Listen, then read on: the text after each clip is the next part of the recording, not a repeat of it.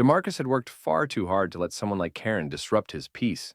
His backyard pool wasn't just a fancy addition, it was the culmination of his dreams and sacrifices. He'd envisioned a place to unwind after long workdays, host weekend cookouts, and find a momentary escape from the pressures of life. Every tile, every lounge chair, every drop of water reminded him of the countless hours he'd put in to afford it. Unfortunately, Karen, his intrusive, self-important neighbor, saw it all as fair game. From the moment DeMarcus moved into this upscale neighborhood, Karen made it clear she thought he didn't belong. At first, it was small jabs, insincere smiles, prying questions about how he managed to afford the house, and not so subtle hints that the area was changing for the worse. DeMarcus tried to ignore it. He refused to be goaded by passive-aggressive remarks. When she realized he wouldn't cave to her snide attitude, Karen escalated. She started accidentally dropping pool toys over the fence, or sauntering by with a condescending wave. Then she crossed a line. He'd catch her sunbathing in his backyard, lounging by his pool as if she owned the place. Each time, when he calmly asked her to leave, she'd roll her eyes and mutter something about how neighbors were supposed to share. Before long, Karen was dialing the police for every minor excuse. She reported him as suspicious in his own yard. She claimed he was throwing dangerous parties whenever he invited friends over for a barbecue. The cops would show up, realize there was nothing wrong, and leave shaking their heads. They knew Karen's complaints were baseless, but there was only so much they could do. Worse still, she started confronting his guests. If DeMarcus had music playing, even at a modest volume, Karen would stomp over, demanding they turn it off. She'd make veiled threats like, "I'm calling security because I feel unsafe," right in front of people quietly chatting or enjoying a burger. DeMarcus tried different strategies. He built a higher fence, and Karen still found ways around it. He spoke to a lawyer about a restraining order, but because her harassment stopped just shy of physical threats, the paperwork dragged on with no quick fix. DeMarcus was patient by nature, but even patience wears thin. He had hoped she would take a hint and back off, yet Karen kept inching further into his personal space. Something had to give, and soon. One day, DeMarcus finally decided enough was enough. He upgraded his fence, installing a taller one with a robust lock. He mounted security cameras around the property, making sure no corner went unmonitored. He even rigged a motion-activated alarm near the pool, so if anyone hopped the fence, the entire neighborhood would hear it. For a short while, it worked. No more Karen forgetting her pool floats in his yard, and no uninvited sunbathing. DeMarcus dared to hope she'd finally gotten the message. But one sweltering Saturday afternoon, he stepped out onto his patio, and there she was again. Karen was floating across his pool on a bright raft, sipping from a fancy glass as if she were at a five-star resort. A cooler bobbed beside her, and she wore a wide-brimmed hat that shielded her smug expression from the sun. When Karen saw him, she barely acknowledged him beyond a wry smile. "Oh, don't mind me," she said, swirling her drink lazily. "This heat's killing me. I needed to cool down." DeMarcus clenched his jaw, refusing to snap. He'd tried arguing with her before, and it never helped. He took a measured breath. "Karen, I've asked you repeatedly. Stay off my property. This is trespassing." She waved him off. "You're always so uptight. Neighbors are supposed to share, you know. I could sue you for discrimination." In that moment, DeMarcus knew talking was useless.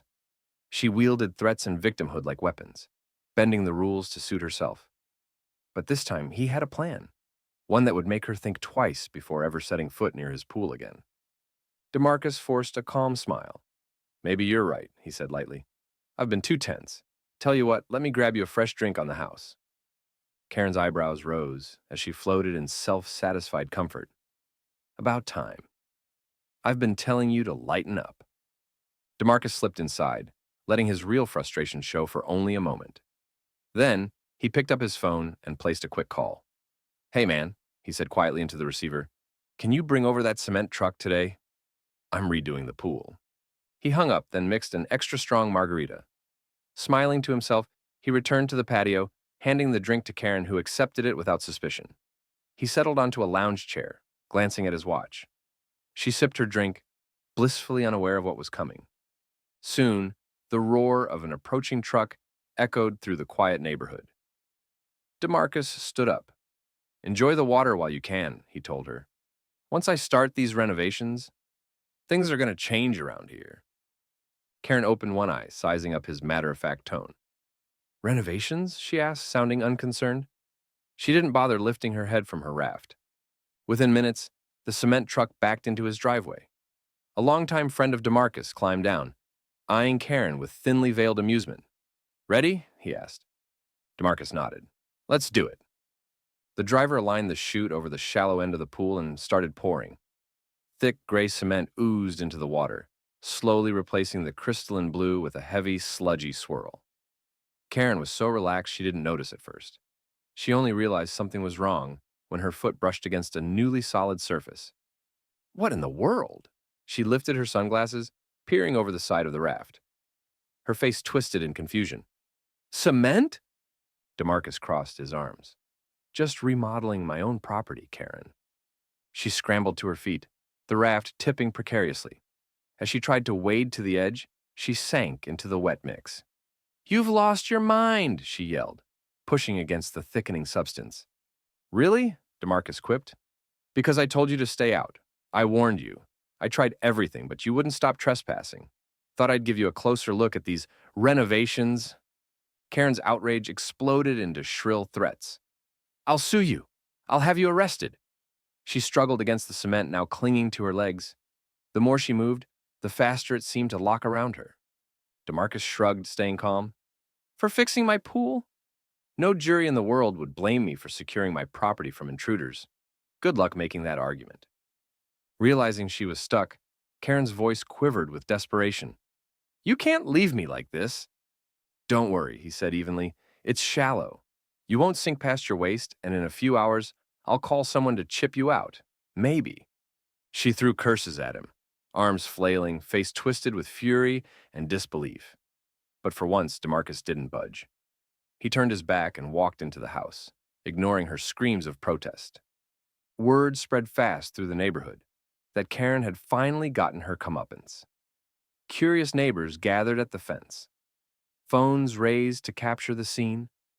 Stuck waist-deep in cement, Karen spat insults at them, ordering them to help, but they mostly watched in amused fascination. After all her false 911 calls and harassment, she'd burned too many bridges to expect any sympathy. DeMarcus, on the other hand, decided it was as good a time as any for a celebration. He rolled out his grill, invited a few friends over, and soon the aroma of sizzling burgers and laughter filled the air. Music played, and coolers were cracked open. It was a stark contrast to the furious figure flailing in the half-filled pool. One of DeMarcus's friends ambled over with a plate, grinning as he watched Karen squirm in the cement. "Want some food, Karen? Looks like you'll be here a while."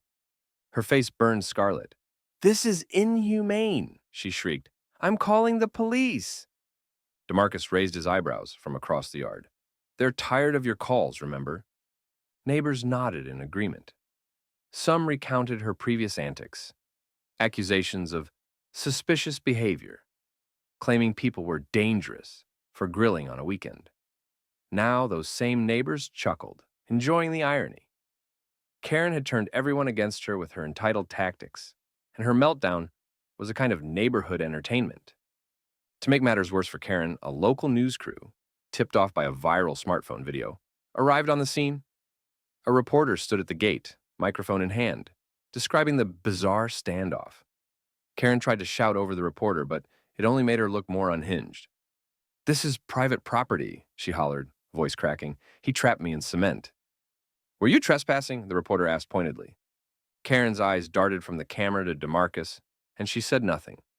The clip of her floundering in silence would soon be shared across social media, with viewers gleefully adding comments about concrete Karen. Hours later, a specialized crew arrived to chisel Karen out of the partially hardened cement. She emerged a soggy, cement-caked wreck, her once pristine clothes ruined, her dignity in tatters. Trembling with rage, she stomped off, vowing revenge. But her threats rang hollow. The following morning, Karen marched into the police station, demanding charges be filed against DeMarcus for false imprisonment. The desk officer barely glanced up from his paperwork. "So you climbed onto his property again?" he asked, unimpressed. "And that's when you ended up stuck in cement?" Karen's lips drew into a tight line. "That's beside the point. I'm the victim." The officer suppressed a sigh. "Actually, it's exactly the point. You've trespassed before, and we've got that on record. There's also the cost of removing that cement you ruined. If anyone's facing charges for property damage, it's you." Red-faced and defeated, Karen stormed out, realizing the law wouldn't be so easy to manipulate anymore. Meanwhile, the videos and photos of her predicament had already reached the internet. Memes circulated wildly. Karen in cement, concrete consequences, jokes upon jokes at her expense. Her reputation in the neighborhood and beyond was toast. Within days, she quietly listed her home for sale. She couldn't handle the constant stares, the whispered jokes, or the laughter every time she walked down the street. A new family eventually bought the property, and they had no interest in ever bothering DeMarcus. On a peaceful evening soon after, DeMarcus gazed across his yard with satisfaction. The pool, now transformed into a stylish stone patio, gleamed under the setting sun. He sipped a cold drink, the memory of Karen's screams still fresh but oddly satisfying. He had worked too hard and for too long to let anyone trespass on his dreams. When it came down to it, he'd been fair and patient. Karen just couldn't fathom that someone might stand up to her. In the end, she'd learned a lesson in the most humiliating way possible. Finally, DeMarcus could enjoy the tranquility he had envisioned all along. No more intrusive neighbor, no more bogus police calls, no more relentless attempts to tear down everything he had built. His sanctuary was his again. And as he raised his drink in a silent toast to the setting sun, he allowed himself a small, triumphant smile.